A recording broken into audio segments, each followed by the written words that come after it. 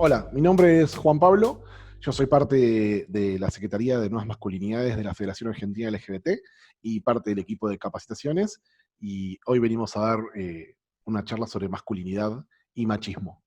Hola, ¿cómo va? Mi nombre es Mariam, soy activista LGBT, feminista, lesbiana no binaria, eh, y estoy también dentro de lo que es el área de capacitaciones de la Defensoría LGBT y la Federación Argentina LGBT.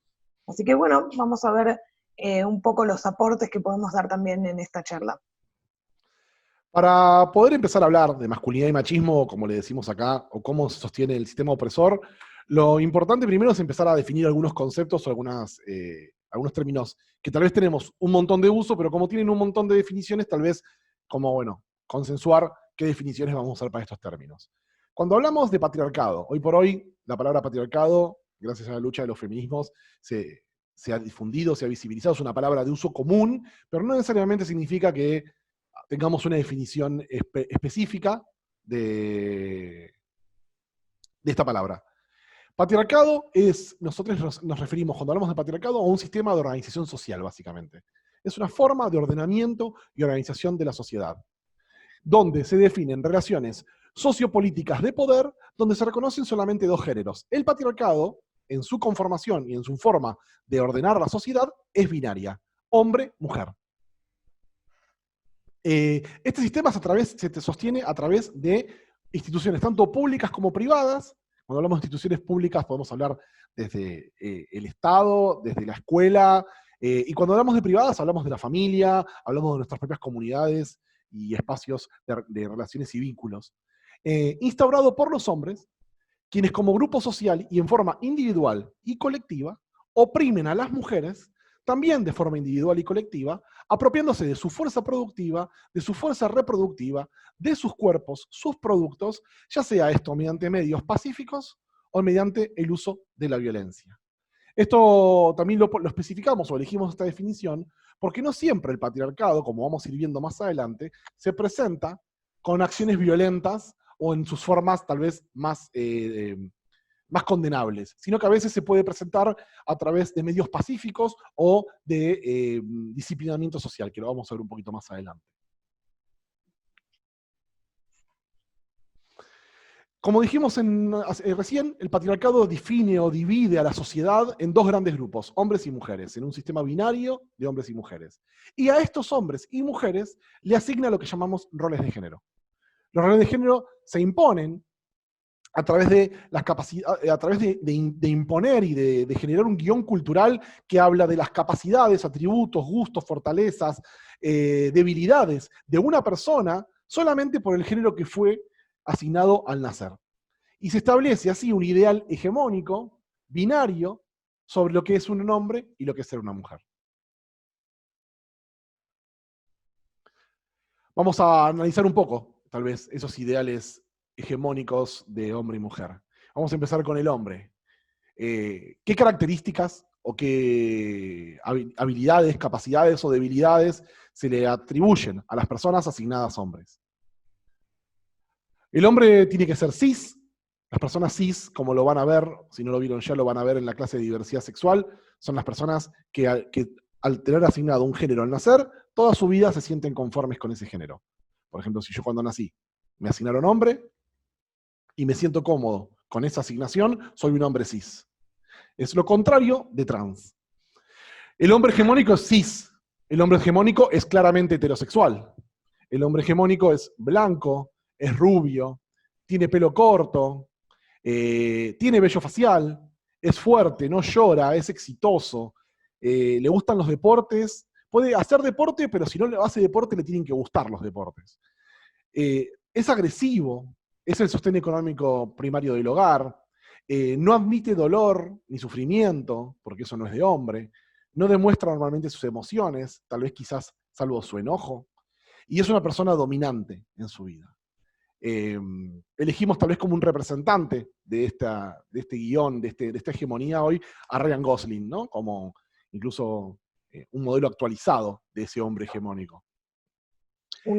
Claramente un muy buen espécimen de lo que nombramos como masculinidad, como hombre, ¿no? Podemos ver eso. Pero sí podemos ver, por ejemplo, que una de las cosas que Ryan Gosling no tiene, si se quiere, es vello facial en esta foto y tampoco tiene vello corporal casi. Digo, la masculinidad también puede tener distintas formas, después lo vamos a ver un poquito más adelante, cómo puede ir rotando, modificándose a sí misma también o dando algunos permisos. No todas las características tiene que tener para ser ese hombre, ¿no? Y también vamos a ver que la masculinidad hegemónica, también a veces como lo planteamos, no es ni latinoamericana, es étnicamente blanca, profundamente blanca. Pero así como dice Marian, vamos a ver que también existen otras masculinidades. Las mujeres también reciben este guión cultural y reciben un montón de atributos, capacidades que las conforman en el sistema del patriarcado. La mujer también es cis, la mujer también es heterosexual, es blanca, es rubia, es femenina, tiene pelo largo, es delicada, está depilada, se maquilla, tiene ganas de ser madre, es sensible, es emocional, cumple con y hace las tareas de cuidado y de limpieza del hogar, no ocupa el espacio público, no ocupa espacios de poder, no utiliza la violencia y es sumisa. Como tal vez representante, elegimos a Valeria Massa como otro ideal hegemónico de lo que es este guión cultural para el hombre y para la mujer, ¿no? Bueno, Valeria Massa casi no tiene nada que vaya en contra, sí ocupa el espacio público, sí podemos decir que es una persona visible dentro de los medios de comunicación, si se quiere, pero porque en algún punto cumple con todo el resto de las características que les corresponden, como, ¿no?, de lo que tiene permitido, y entonces se vuelve una buena referencia para el patriarcado. Por eso también es más fácil el acceso a los espacios públicos, ¿no?, a los espacios de difusión masiva, justamente porque, bueno, es un buen modelo de referencia, es un modelo que está siendo validado por los mismos medios de comunicación y por ese mismo espacio público. Cuando hablamos de roles de género, entonces hablamos de esto, este guión cultural que se nos asigna ya desde el momento del nacimiento y se generan con esto expectativas y mandatos. Y al mismo tiempo también es importante decir que estos ideales hegemónicos nadie los cumple al 100%. Las personas no cumplimos no podemos tachar todos los ítems de esta lista. Y eso también lo que lo hace es inalcanzables y profundamente frustrantes. También no quiere decir, y acá vuelvo por ahí un cachito, también no quiere decir necesariamente que cumplir alguno de estos mandatos, cumplir alguna de estas expectativas, nos haga caer en todo el guión cultural. Pero sí entendemos que hay cosas que por ahí no sabemos por qué nos gustan, no sabemos por qué las preferimos, no sabemos por qué sentimos que tenemos en común con otras personas de nuestro mismo género asignado al momento de nacer, que sentimos como mandato, que hacemos de manera automática, que no cuestionamos, tiene que ver con que son las expectativas, digamos, son cosas que se nos va educando desde el primer momento, desde la primera infancia. Cuando hablamos de los juguetes que se dan, a los hombres les suelen dar pistolas, máquinas de construir, ladrillitos para construir, qué sé yo, mientras que a las mujeres se les da la escoba, la plancha, la cocinita, la muñeca rosa, el bebote, bueno, eso nos van ya entrenando de alguna manera dentro de las expectativas que se tienen de nosotros. En ese sentido, o sea, esto es algo, el patriarcado, como siempre decimos, conforma sujetos o intenta amoldar sujetos a sus propias expectativas y a los roles que nos impone. Esto pasa tanto en las expectativas para hombres como para mujeres, ¿sí? Obviamente no hay más opciones dentro de lo que es la lógica patriarcal. Sabemos que en los géneros hay más opciones, esto lo van a ver seguramente en otro marco. Lo que nos vamos a detener un poco acá es hablar de la masculinidad, ¿no? Obviamente dentro de lo que es la feminidad hay otros roles a cumplir, hay otras características, no podríamos preguntar qué es la feminidad y la podríamos desarmar de la misma manera que vamos a hacer con la masculinidad. En este caso, nos vamos a centrar en la masculinidad, más que nada porque entendemos que está más cuestionado la construcción del rol de género de las mujeres muchas veces a través de peleas como el feminismo y de luchas en ese sentido, que cuestionado los roles de la masculinidad o el análisis, ¿no?, de cómo se construye la masculinidad. En ese sentido tomamos dos definiciones, una de la RAE, simple y sencilla. ¿Qué es la masculinidad? Cualidad de lo masculino, de masculino, o sea, punto. O sea, la masculinidad en sí misma se describe. Y tomamos también un poquito de Wikipedia, que dice que la masculinidad es el conjunto de características que la sociedad supone, esta palabra es importante, que define la forma en que deben ser los hombres. Usualmente abarca rasgos tanto biológicos como culturales. ¿A qué nos referimos con rasgos biológicos como culturales? Bueno, yo creo que acá Wikipedia da una buena definición de la masculinidad. La masculinidad son esas características que se arman dentro de los roles, como el rol de género perfecto, ¿no? O sea, ¿qué características hay dentro de los hombres? Los hombres para el patriarcado son un análisis biológico, ¿no? Es un análisis genital casi, que entendemos que hoy en día lo desarmamos y cuestionamos esa idea de que es simplemente un análisis genital. Pero la masculinidad es lo que conforma la parte cultural, si se quiere, las características que va a tener esa persona en función del cuerpo que le ha tocado nacer con. Sí. No, que también es importante marcar que dentro del discurso cultural patriarcal se habla como que todas estas características que definen en realidad son biológicamente emanentes de esa genitalidad y de ese cuerpo. O sea que el patriarcado no lo propone como cultural, sino que lo propone como, bueno, por tener un pene, por ser cis y tener un pene y ser hombre, automáticamente todas estas personas van a tener estas características. Y en realidad es un discurso biologicista que no tiene ningún apoyo hoy por hoy. Claro, lo que pasa es que es inherente, pero así mismo se contradice. Me gusta que tengamos siempre estos debates a vivo. Pero, ¿por qué es inherente, pero al mismo tiempo se contradice en esa cuestión inherente? Es inherente de la genitalidad que nos ha tocado al momento de nacer, pero al mismo tiempo la masculinidad se convierte de alguna manera en una escala de grises. Es una carrera la masculinidad. Hay que construirla y hay que generarla, y hay que demostrarla todo el tiempo, hay que validarla. Y acá vamos a la siguiente placa, y podemos hablar qué es la masculinidad hegemónica, ¿no? Porque la masculinidad podemos entender que es una construcción que puede hasta ser diversa, la podemos entender como diversa. Dentro de estas características que pensamos, bueno, puede haber una diversidad de características. No es lo mismo un ingeniero que un obrero, aunque trabajen en la construcción, que si se quiere es una actividad masculina, ¿no? Lo que entendemos se construye culturalmente como masculina. Pero hay una masculinidad hegemónica, hay un deber ser de este Ryan Gosling, digamos, de la masculinidad que entendemos, que tiene determinadas exigencias que van más allá de solo hecho de validar ciertas masculinidades, sino que es la perfección de la masculinidad. Es este planteo cultural hecho de manera perfecta, que es, la primera característica es el color de piel. Esta la masculinidad debe ser blanca, debe ser europea o estadounidense, digamos, o sea, entendemos que debe ser primermundista, ¿no? Todo lo que salga es profundamente racista esta idea, pero es real, porque además el patriarcado no se compone por sí solo, se compone también entrecruzadamente con otros sistemas de opresión. En este caso, un sistema que propone, digamos, a las personas blancas como personas superiores, con mayor poder, digamos, es un sistema racista. Hipersexualización de la masculinidad es otra de las características, o sea, la masculinidad, por características supuestamente construidas desde la biología, desde sus características hormonales, supuestamente tiene que estar hipersexualizada. O sea, todo el tiempo tiene ganas y tiene deseo sexual. Activo, alto, fuertísimo, constante y muy prematuro. Después hay una dominación, ¿no? Esta hipersexualización tiene que ir con una dominación de la mano. O sea, tiene que dominar algo a otro ser, no necesariamente, pueden ser también otros hombres, ¿no? La primera dominación de base dentro del patriarcado es a las mujeres, porque bueno, los hombres tienen un lugar de mayor poder, de mayor dominación que las mujeres, pero también domina a otras masculinidades, ahora lo vamos a ver, a otras masculinidades que no entran dentro de la hegemonía.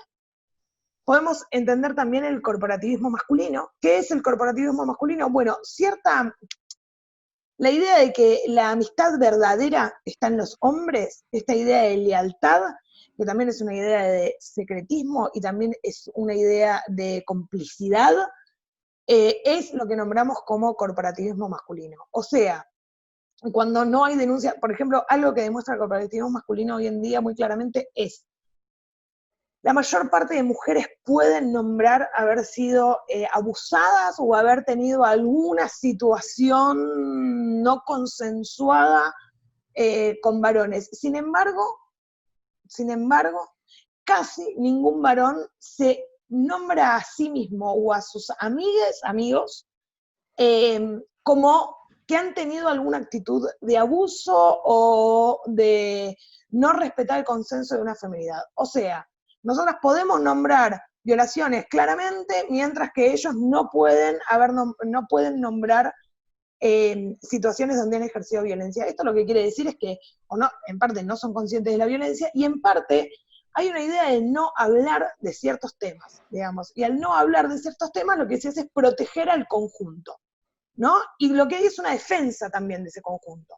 Eso es lo que nombramos corporativismo masculino. A ver, primero con los varones, siempre que haya mejor diálogo con varones que con mujeres, sobre todo en espacios de poder, en espacios de trabajo, en ámbitos educativos, donde hay grupo, mejor grupo es el de los varones.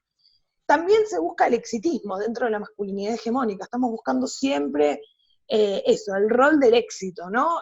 Tanto sea financiero como, depende del ámbito donde nos movamos, a veces puede ser académico, a veces puede ser, digo, pero hay un éxito a conseguir.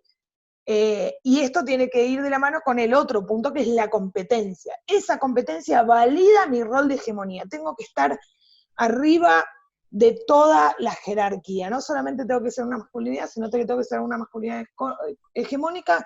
Tengo que tener ciertas características y además tengo que triunfar en lo que sea que haga, y triunfar es solamente, no a través de alguna demostración, sino triunfar, el éxito se demuestra a través de denigrar o ganarle a un otro. Y esto va acompañado necesariamente de una insensibilidad. Lo que no se puede tener es un manejo de las emociones donde estas emociones sean transparentes.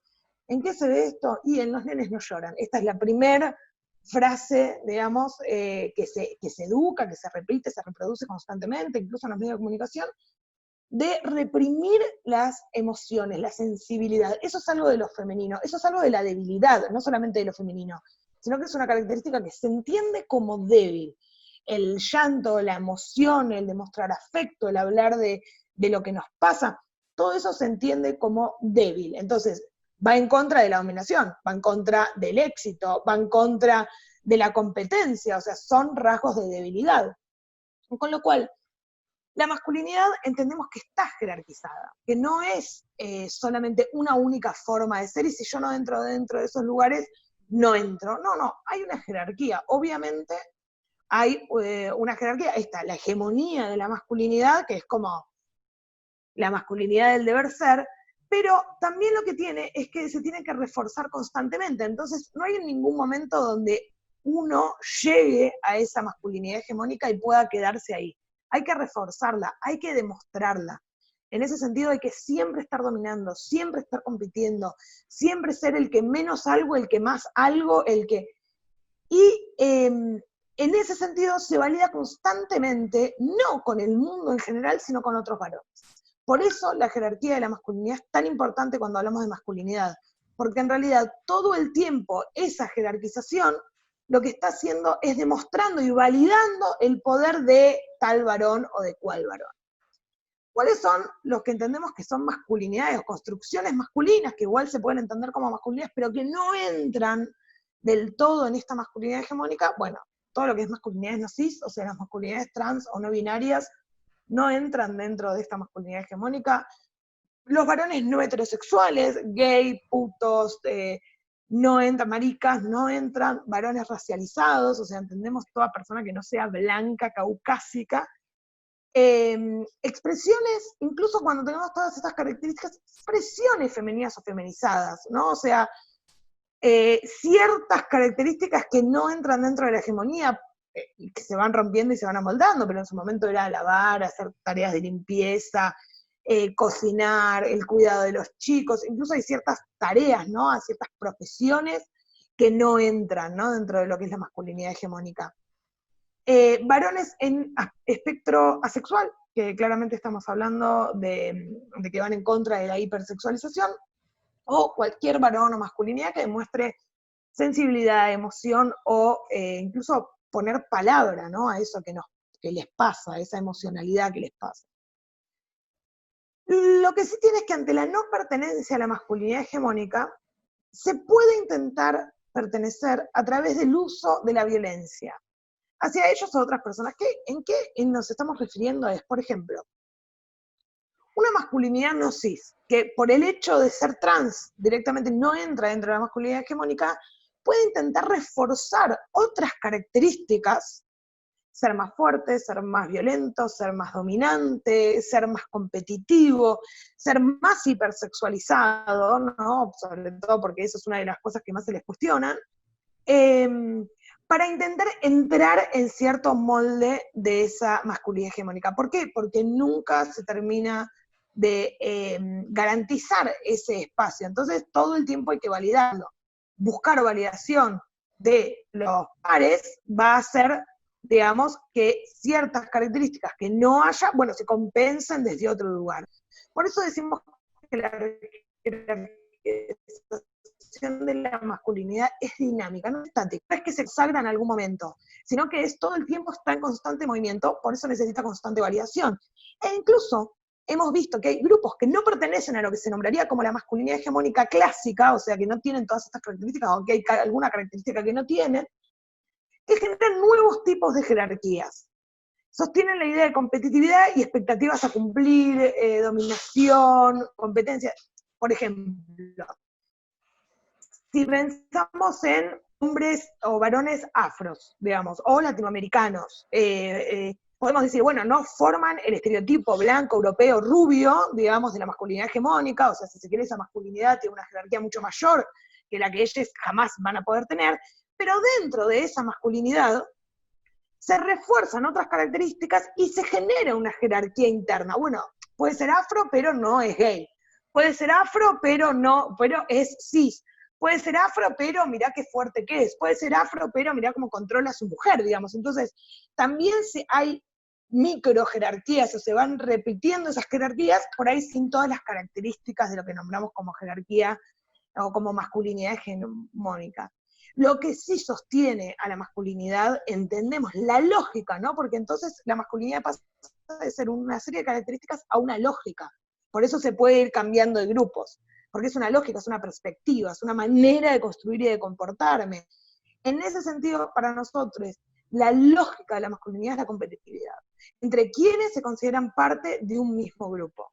Tiene que estar la parte de la competitividad, la parte de la dominación. Ese objetivo, como único objetivo y demostración del éxito, es la característica de la columna principal de la masculinidad. Por eso incluso entendemos que hay sistemas, por ejemplo el sistema capitalista, que se basa, digamos, en una lógica masculina, que busca la competencia, que alguien le gane a otra persona, aplastar a quien tengo al lado. Eso es masculinidad pura, por ahí ni siquiera puesto dentro de una persona, sino puesto dentro de un sistema económico. Y en otros ámbitos de nuestra vida podemos ver esa lógica o esa perspectiva masculina en distintos espacios o lugares. Acá es algo interesante también decir o señalar que cuando hablamos de todas estas características que nombraba Marian y asociarlas a la masculinidad, no es que una mujer no pueda aprenderlas, pero cuando las aprende y las reproduce incluso, se le va a señalar a esa mujer que está reproduciendo lógicas masculinas.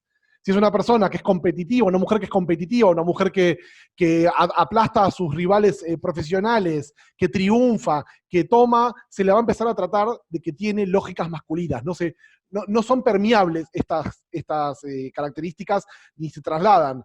Las podemos aprender porque transitan la cultura, pero que son claramente o masculinas o femeninas, o en este caso masculinas de las que estamos hablando. Para hablar un poquito... Sí. Agrego nada más que de todas maneras no es lo mismo, cuando entendemos de lógicas o de perspectiva masculina, no es lo mismo la perspectiva o la lógica aprendida en una edad adulta, que incluso puede funcionar como una herramienta, que cuando está naturalizado y no cuestionado. Una de las propuestas que tenemos, ahora vamos a ver lo que es el machismo y los micromachismos, que lo va a presentar un poco más Juan, pero una lógica de las que sí proponemos es el cuestionamiento, ¿no? Porque uno de los problemas de estas lógicas masculinas es cuando se disfrazan de naturales, cuando están tan internalizadas que no se cuestionan, que no es lo mismo que por ahí en el caso de las mujeres, que pueden tener características de competitividad, de exitismo y demás, bueno, pero son aprendidas, ¿no? O sea, como el caso de los varones trans, bueno, son aprendidas también, son tomadas, son imitadas, pero no es lo mismo que la naturalización, de no pensar que estas lógicas son algo que puedo aprender y tomar, sino que es algo que viene conmigo, que no puedo evitar. Dentro, cuando hablábamos del patriarcado, tomando un poquito lo del principio, como un sistema de ordenamiento social, el patriarcado se sostiene, y decimos, a través de diferentes instituciones y herramientas. El conjunto de las herramientas que sostienen al patriarcado es a lo que hablamos o referimos como machismo. Son prácticas, mitos, que se reproducen, se aprenden, se reproducen y se naturalizan. Esto es lo que hablaba un poco Marian recién. Primero las aprendemos porque nadie nace con estas prácticas incorporadas, sino que las vamos aprendiendo de lo que vamos viendo en nuestro entorno. Después de un tiempo las vamos a empezar a reproducir y en algún punto se invisibilizan por completo, se naturalizan y se transforman en parte de quién somos. La famosa frase, los hombres son así, las mujeres son así. Entonces, los hombres no lloran, es una naturalización de realidad de una práctica aprendida, reproducida, en este caso una práctica de represión de las emociones, y que de algún punto se naturaliza, y entonces se dice que ningún hombre llora. O en realidad es que no estamos permitiéndole a esos hombres aprender a llorar y a exteriorizar sus emociones. Estas prácticas, estos mitos, tienen como objetivo disciplinar a las personas que se corren de ese orden establecido por el sistema patriarcal. Esto lo vemos incluso desde bien pequeños. Cuando un nene llora, suelen aparecer los nenes que ya integraron esta práctica y le indican que no tiene que llorar es de nenas, que llorar es de mariquita, porque ya lo escucharon en su casa, porque ya se lo dijo su papá o su tío o su abuelo, porque lo escucharon de otro compañerito, y por ende empezamos a disciplinarnos entre nosotros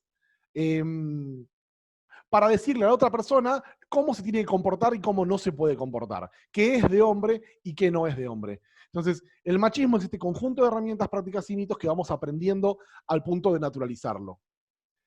Y cuando escuchamos hoy por hoy la palabra micromachismo o lo que serían microexpresiones del machismo, son formas de expresión de este machismo, de estas herramientas y estos mitos que están profundamente enlazadas y atravesadas en acciones cotidianas, actitudes cotidianas, muchas veces imperceptibles, y que refuerzan esta organización social patriarcal binaria y asimétrica, ¿no? En donde los hombres están por encima de las mujeres. Y estas acciones se reproducen y se aprenden constantemente. Esto es más difícil de desarmar todavía, porque incluso son actitudes o acciones que muchas veces pueden estar disfrazadas de ayuda, de querer de cuidado, y que en realidad lo que hacen es una paternalización y una reproducción de estos mandatos, y una paternalización de las personas dependiendo de su género. Para esto les vamos a dejar un video, ahora que van a ver ahora a continuación, donde se proponen algunas situaciones o escenas de la vida cotidiana, sin texto, para que ustedes vean y traten de pensar qué está pasando en cada una de las situaciones, ¿no? Y nada, volvemos después del video.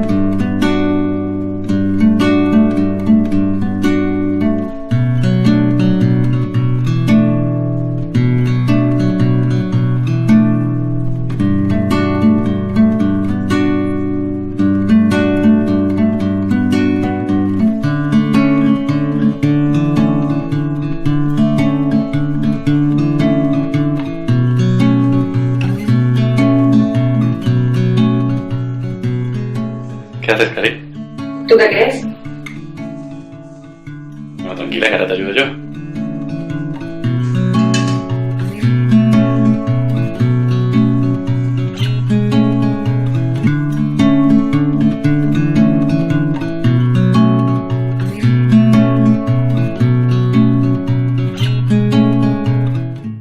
Bueno, el video lo que se muestra, que es un video como muy claro, que son situaciones incluso que por ahí vivieron muchos de ustedes, tanto de un lado como del otro, ¿no? Y que no son terribles, ¿no? Siempre decimos que con los micromachismos, ¿no? O los machismos invisibles, lo que tienen es que parecen que son bastante inocuas, que no tienen una gran consecuencia. Y en definitiva es real. Lo que pasa es que si entendemos que el machismo o la masculinidad se compone en realidad de nosotros, digamos, ¿no? De una serie de redes que se conforman en función de nuestras expresiones y nuestro posicionamiento en realidad ante el mundo, ante la cultura y ante las otras personas, en realidad esta red conforma y da pie para justificar también hechos mucho más claros de machismo. Por ejemplo, femicidios, por ejemplo, la violencia de género, por ejemplo, travesticidios. Podemos pensar los micromachismos como la primera, o sea, la primera parte de una gigante pirámide que podemos nombrar como las consecuencias claras del sistema patriarcal, ¿no? Como las violencias ejercidas por el sistema patriarcal por parte de distintas personas. Los micromachismos podemos caer todas las personas, ¿sí? No es lo mismo un micromachismo llevado adelante por una masculinidad. Hay algunos que son características propias o que llevan adelante claramente las masculinidades, y otros que cualquier persona puede caer en determinadas concepciones machistas o de micromachismo, ¿no? Puede llevar adelante acciones de machismo invisible. ¿Cuáles son algunos de los más comunes? Lo puede contar acá Juan Pablo. Bueno, acá dejamos algunos ejemplos en esta diapositiva. Seguramente a ustedes se les ocurran un montón más. Incluso nada, cuando tengamos el encuentro presencial por Zoom, podemos debatir un poco sobre micromachismo, sobre lo que vieron. Anótense las preguntas que tengan, los disparadores que les genere, así lo podemos debatir un poco más en vivo con lo que ustedes también hayan vivido. Piensen ejemplos de lugares machistas que ustedes ya hayan habitado o visto en sus vidas. Uno muy claro que hoy se usa mucho como para nombrarlo como mansplaining o explicación masculina, es validar a través de la voz de una masculinidad de otra persona. Es como que Marian, que recién acaba de explicar un poco lo que pasó en el video y la continuidad, yo dijera, bueno, como dice Marian, el machismo, y ponerme a repetir lo que dijo Marian con mi voz de masculinidad para darle una validación. Y esto sucede en los espacios de intercambio social y de militancia política, pasa un montón y muy seguido, es uno de los más difíciles de romper, porque muchas veces confundimos o pensamos o justificamos esa validación porque estoy dando mi opinión. Y si mi opinión ya fue expresada por otra persona, yo puedo adherir a eso sin necesidad de repetir todo lo que esa persona dijo. Y esto se basa, porque todos los micromachismos y machismos se basan en determinados prejuicios, ¿no? Hay una idea instalada que ya incluso se ha dejado de verbalizar muchas veces, es algo viejo, pero que sigue estando instalada, naturalizada, internalizada por la mayor parte de nosotros, que es pensar que la voz masculina en realidad es la fuente de la razón. Es más fácil la razón fuera de emocionalidad, fuera de sentimentalismo para los varones que para las mujeres. Entonces, el saber es propiedad de los varones, por eso podían asistir a la universidad, ir a estudiar, y las mujeres tuvimos que pelear esos lugares, ¿no? Las feminidades tuvieron que, y las disidencias también, pelear esos lugares. Entonces, ¿por qué validan la palabra a los hombres? Porque su palabra es la validada, ¿no? Entonces, lo que están tratando de decir es, escúchenla, que es importante lo que dice. Tiene razón. Claro. En las reuniones y en espacios asamblearios, que las varones, sobre todo los hombres cis, seamos los primeros en tomar la palabra. El uso de la palabra y el uso de la palabra en espacios públicos es una habilidad que a los varones se nos incentiva desde jóvenes a aprender y a utilizar.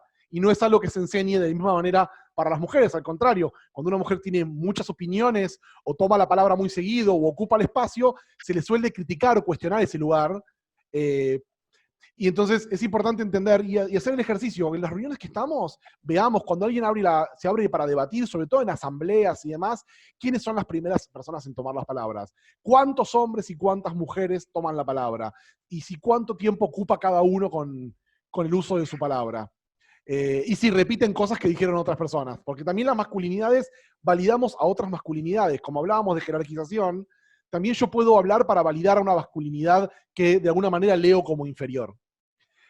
Hacer chistes o comentarios que refuercen los roles de género, hoy parecería como que todo el mundo lo entiende, pero sin embargo lo seguimos viendo en todos lados.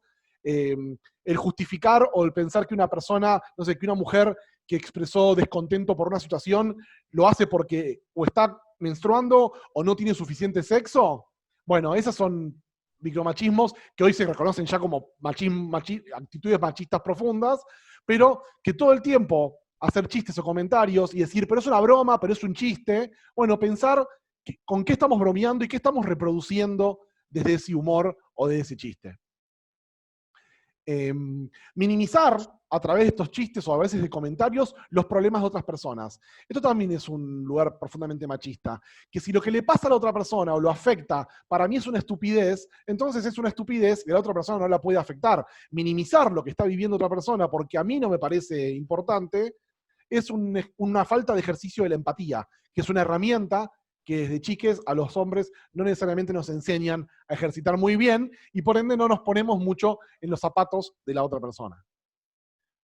Desvincularse de las tareas de cuidado domésticas, como eso no es cosa de hombres, yo no las sé hacer, pero mi mujer las hace bárbaro. Yo ayudo en las tareas de casa, en vez de hablar de las cosas que se tienen que compartir. O ella lo hace directamente, como que nunca se les ocurra o no verlo, ¿no? Una de las características que para mí tienen, sobre todo, es que por ahí no ven que hay que hacer una de esas tareas, no ven que hay que hacer una tarea de cuidado, no ven que hay que hacer una tarea doméstica, ¿no? Como algo que es imperceptible. Entonces hay que hacer un esfuerzo, digo, más allá de que por ahí haya algo más internalizado por parte de las personas criadas como feminidades, de hacer el ejercicio, que entonces a veces es difícil pedir ayuda o decir, che, hacelo vos, esto que lo otro, pero hay que hacer un esfuerzo a las personas criadas como masculinidades para que puedan ver, ¿no? Que hay algo que falta llevar adelante, que hay algo que falta hacer. Generalmente no lo podemos ver porque podemos pensar que sistemáticamente en toda nuestra vida hubo una mujer o una persona criada como feminidad haciendo esa tarea al punto que se volvió invisible, que se volvió algo que sucedía y pasaba, que la ropa estaba limpia en el placar de repente y uno nunca sabía cuál era el proceso en el medio de esa situación. Contestar inmediatamente a críticas o cuestionamientos con forma de justificación. Cuando se nos interpela, y más cuando se nos interpela sobre el machismo y sobre el patriarcado, solemos justificar nuestras acciones. No, bueno, pero lo que yo quería, o yo esto lo hago por tal motivo, no lo hago desde una perspectiva. En vez de tal vez tomarnos un momento, en vez de reaccionar, lo que proponemos es escuchar, hacer una pausa y de última responder, pero procesando lo que se nos dijo, pensando en por qué se nos dice, desde dónde, y cuáles son los sistemas que atraviesan nuestra cultura, y como hablamos, si se nos pueden escapar cosas y pueden ser invisibles a nuestros ojos, darle la posibilidad que esta persona tal vez no esté marcando algo que no estamos viendo. Dar explicaciones o respuestas a preguntas nunca hechas. Esta a Marian le encanta porque yo la hago todo el tiempo.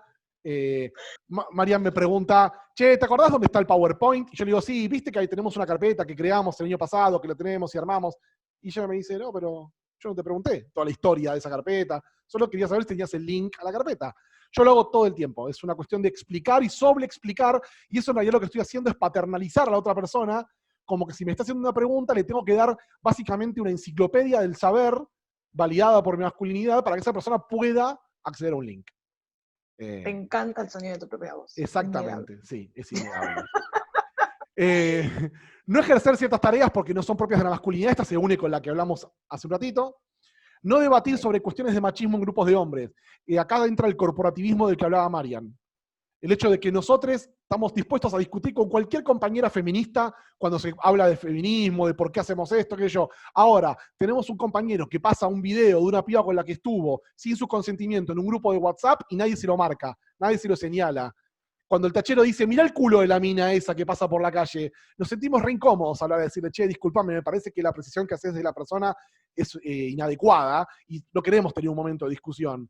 Entonces, no cuestionar a los propios varones, no cuestionarnos entre nosotros, es una parte instrumental de esa corporación masculina. Porque aparte, si yo cuestiono a ese varón, estoy abriendo la puerta a que me vengan a cuestionar a mí. Y nadie me puede cuestionar, porque yo no tengo nada para cuestionar.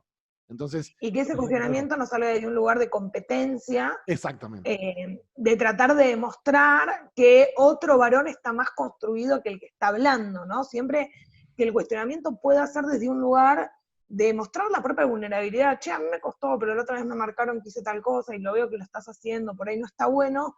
No es lo mismo que decir, che, alto machista el comentario, como... No es lo mismo buscar pelea, buscar competitividad, buscar reforzar el lugar de que yo soy más algo que la otra persona. Entonces, porque también hay categorías que se están generando, jerárquicas, dentro de la masculinidad que se nombra como deconstruida.